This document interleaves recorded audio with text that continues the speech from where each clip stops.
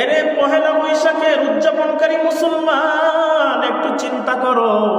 আমার দেশের একদল অন্ধ মুসলমানেরা আজকে গিয়ে দেখো ওই রমনা পার্কে বটবৃক্ষের গোড়ায় বসে তারা পহেলা বৈশাখের আনন্দ নিয়ে মেতে আছে।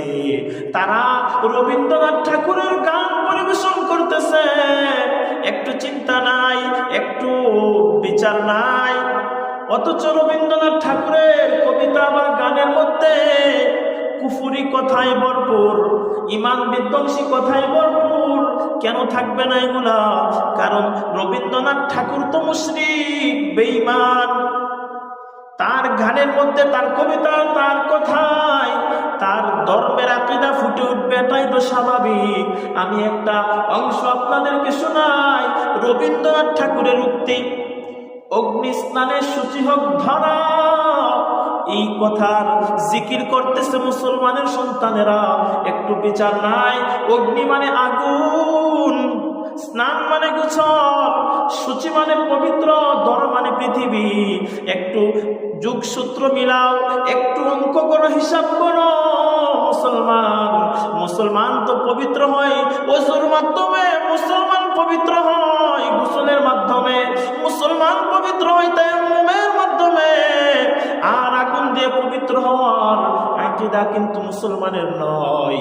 আগুন দিয়ে পবিত্র হওয়ার আকীদা আমাদের সমাজের হিন্দু ভাইদের। এজন্য যখন কোনো হিন্দু মারা যায় তারা আগুন দিয়ে পবিত্র করে, আগুন দিয়ে পুড়িয়ে পবিত্র করে তাকে তারা স্বর্গে পৌঁছায় দেয়। আমি কারো ধর্মীয় অনুভূতিতে আঘাত করতে চাই না, কারো ধর্মীয় অনুভূতিতে আঘাত করে কোনো লাভ নাই।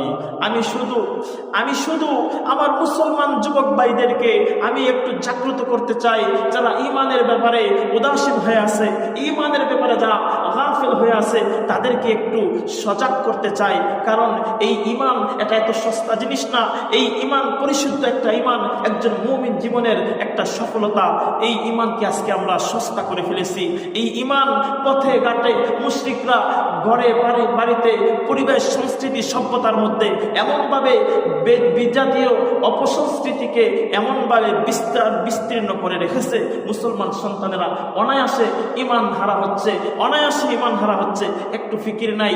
ওই যে শোভাযাত্রা, মঙ্গল শোভাযাত্রার মিছিলে মুসলমানের সন্তানেরা আল্লাহু আকবার, আমাদের কলিজাটা ফেটে যায়। মুসলমান একটু চিন্তা নাই, একটু জানবেন ইতিহাস কি। একটা সময় আমরাও দ্বিধায় পড়ে গিয়েছিলাম, আরে মঙ্গল শোভাযাত্রার মিছিল, অসুবিধা কিসের?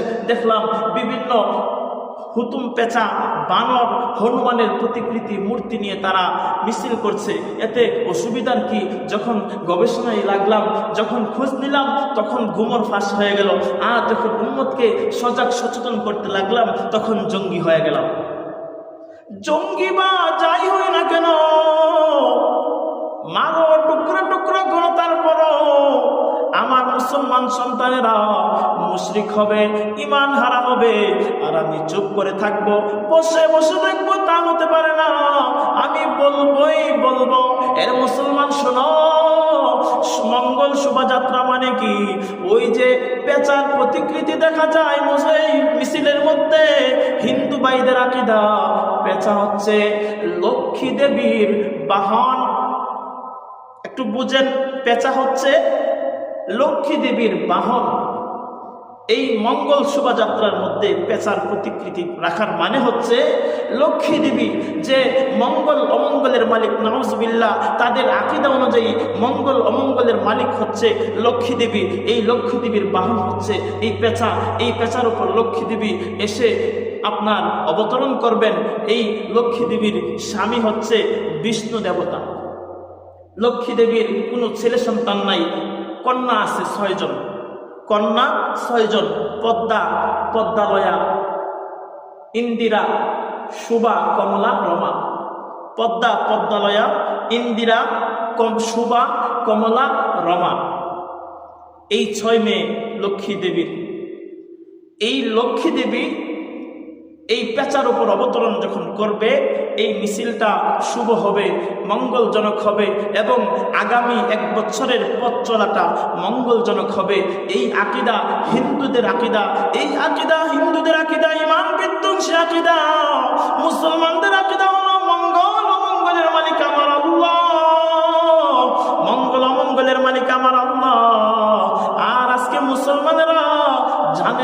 বুঝে না, হিন্দুদের সংস্কৃতি সভ্যতা আঁকড়ে ধরে নিজের অজান্তেই নিজের ঈমান হারা হচ্ছে।